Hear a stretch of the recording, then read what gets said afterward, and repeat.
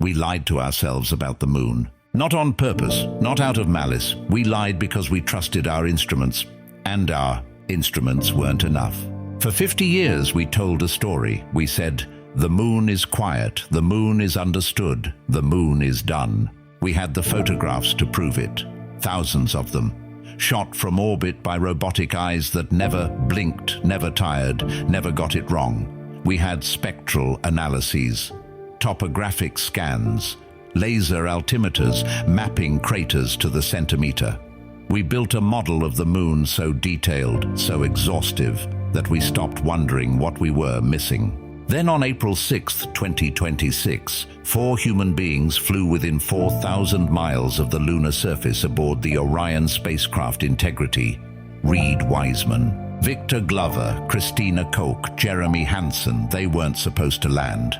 They weren't supposed to collect rocks or plant flags. This was a flyby, a systems check disguised as a mission. But within minutes of reaching the moon, something was wrong. The colors were wrong. The shadows were wrong. The scale of everything. The craters, the mountain rings, the valleys of absolute black. None of it matched what 50 years of photography had prepared them for.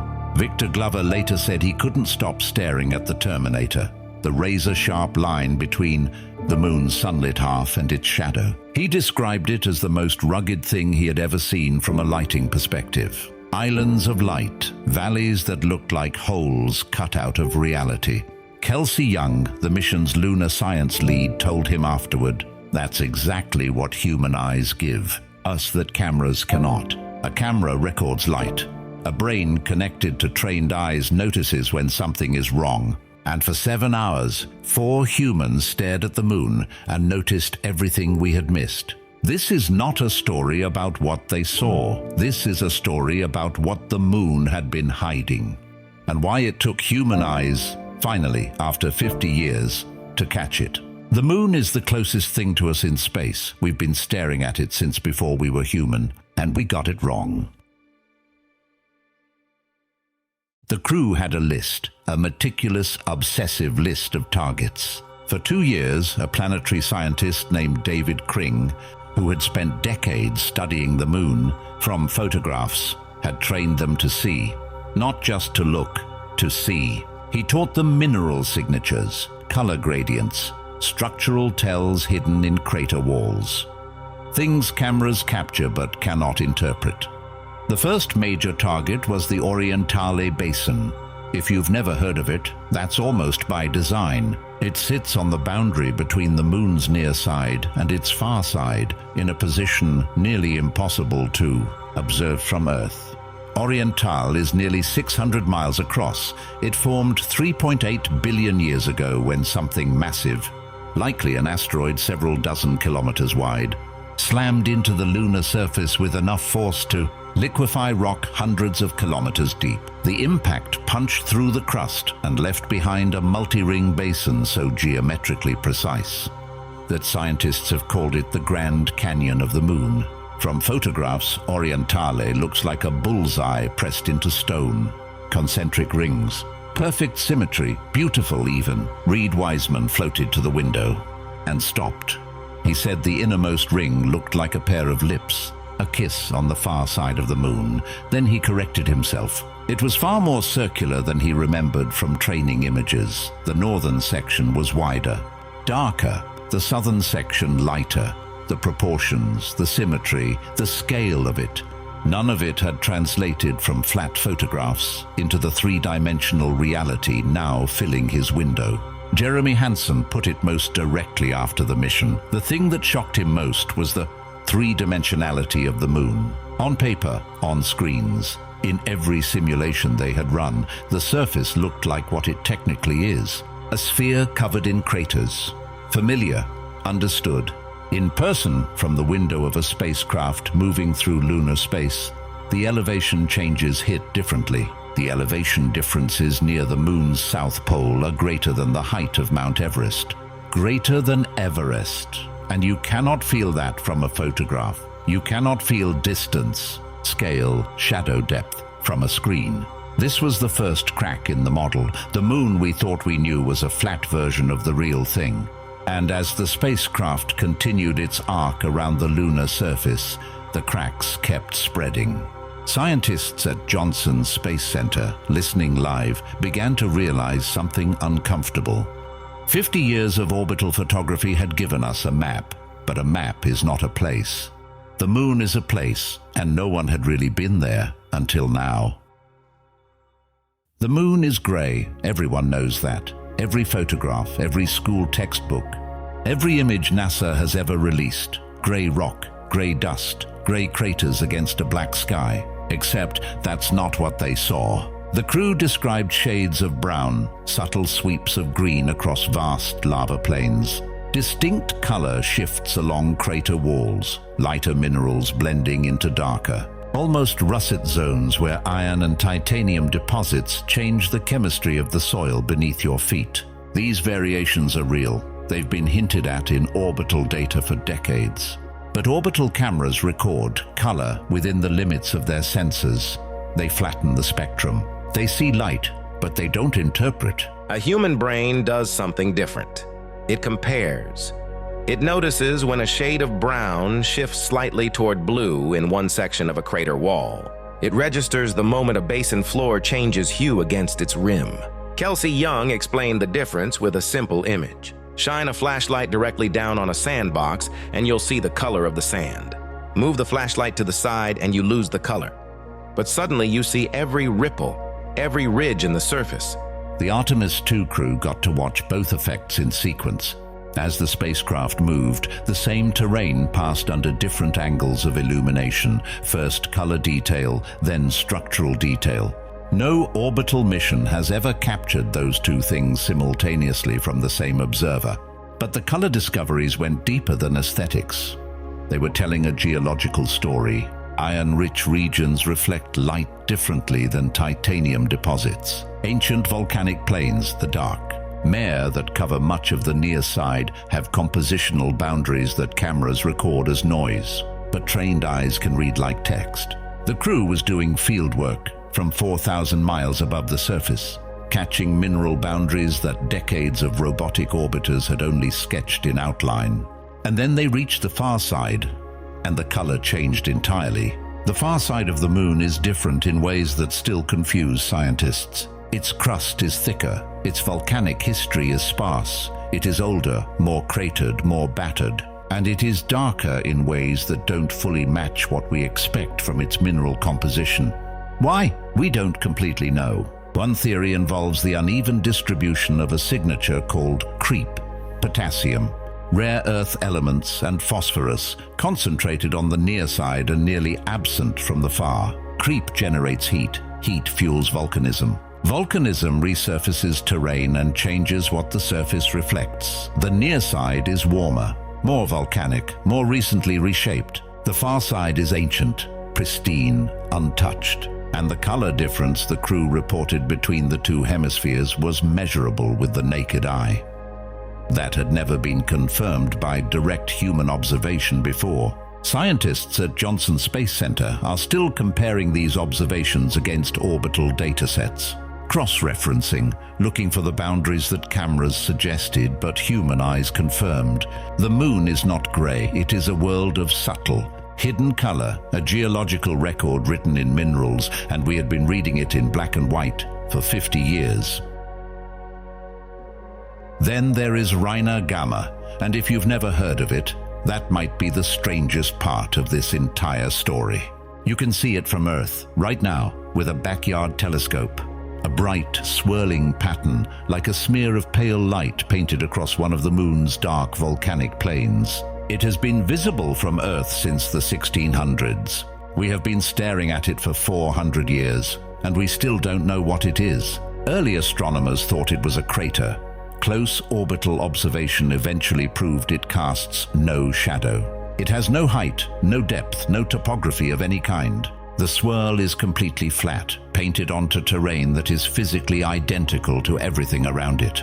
What makes Rhina Gamma genuinely strange, what pushes it from curious into unsettling, is what lies beneath it. Directly under the swirl, buried in the lunar crust, there is a pocket of magnetized rock. It generates a localized magnetic field, a miniature magnetosphere stretching nearly 360 kilometers across the surface. The Moon has no global magnetic field. It lost that billions of years ago when its core cooled and died. But scattered across the crust, fossilized inside ancient rock, there are remnants. Ghost fields, echoes of the dynamo the Moon used to be. And Reiner Gamma sits directly on top of one of the strongest of these remnants.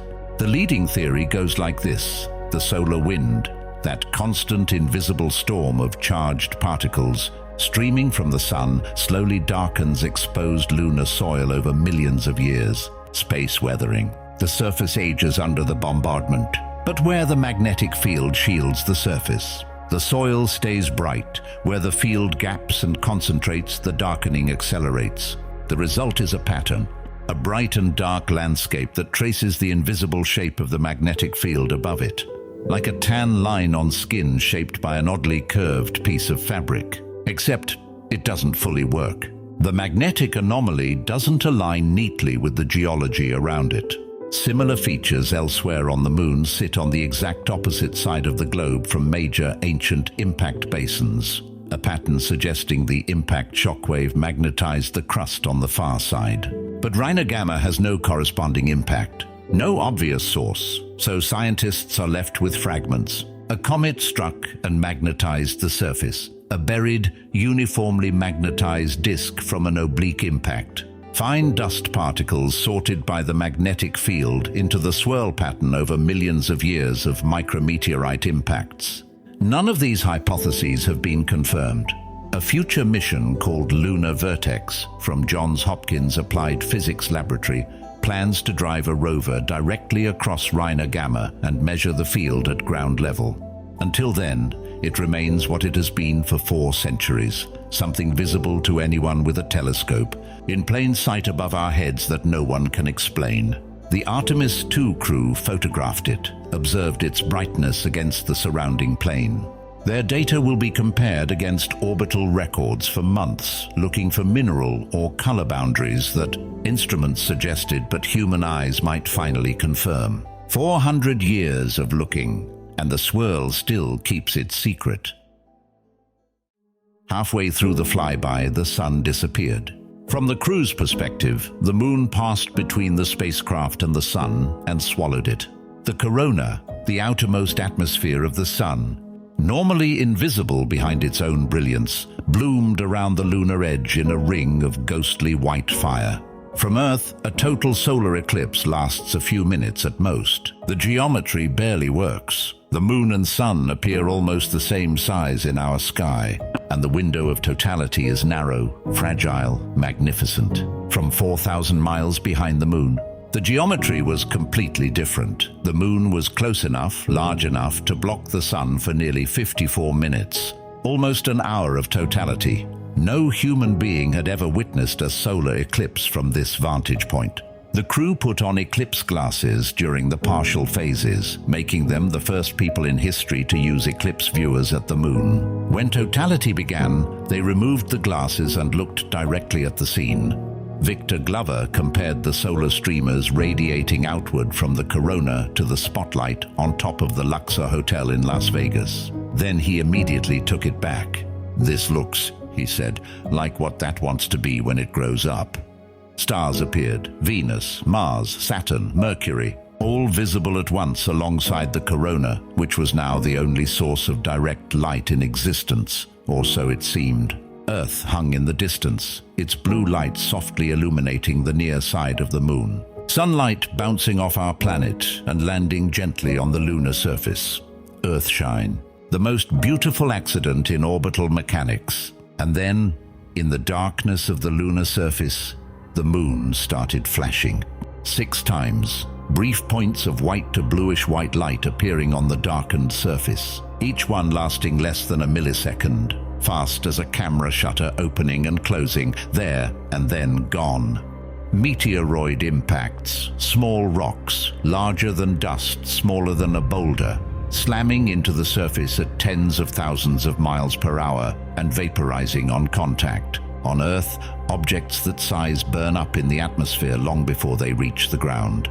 the sky is a shield, a constant invisible bodyguard keeping the surface safe. On the moon, there is nothing. Every particle that approaches arrives at full speed. Every impact leaves a scar that will remain for millions of years. In the science evaluation room at Johnson Space Center, the reaction was audible. Kelsey Young reported scientists screaming with delight. The crew had been briefed to watch for flashes, but the expectation was 1, maybe 2, if they were extraordinarily lucky. 6 was extraordinary. 6 was almost impossible. But it wasn't just beautiful, it was terrifying. NASA's stated goal is to build a permanent base on the moon, a structure where human beings will live, work, eat, and sleep for weeks, months, possibly years. If a rock the size of a marble travels at 40,000 miles per hour, it carries enough kinetic energy to puncture a habitat wall. Peter Schultz of Brown University said directly after the mission, "The daily flux of meteoroids should be more closely monitored before we establish a lunar base. Because on the moon, understanding the rate of impact is not abstract science. It is engineering data for keeping people alive." The flyby ended. 7 hours after it opened, the observation window closed. The crew packed their cameras, their notebooks, their 10,000 photographs, and began the journey home. They had not landed. They had not walked on the surface. They had not collected a single rock. But they had done something quieter, and in some ways, more important. They had looked at the moon the way a geologist looks at an outcrop, searching not for the obvious, but for the detail that doesn't fit, the color that shifts where it shouldn't, the shadow that reveals what the flat image hides, the flash of light that tells you the surface is under constant assault from objects you can't see until they hit. For 50 years we studied the moon through screens. We analyzed it with algorithms. We mapped it with lasers and radar and spectroscopes. And we built a picture of a quiet, predictable world. 4 people spent 7 hours proving that picture is incomplete. The colors are more complex than our instruments suggested. The topography is more dramatic than photographs convey. The surface is being struck more frequently than our models predicted. And one of the most visible features on the near side, a glowing swirl you can see with a backyard telescope tonight, has been there for 400 years with no confirmed explanation. The moon is the closest thing to us in space. It is 240,000 miles away.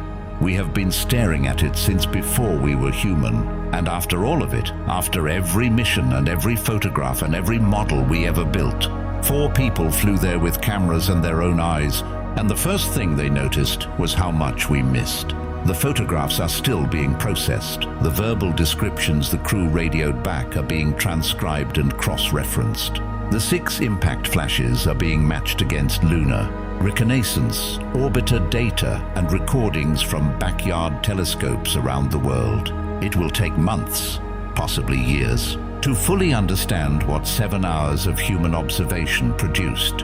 And when Artemis III places astronauts on the surface, actually walks them across the soil, they will carry with them every unexpected discovery the Artemis II crew brought home, not as souvenirs, as survival information. We thought we knew the moon. We had the data to prove it. Turns out, the data was a rough draft.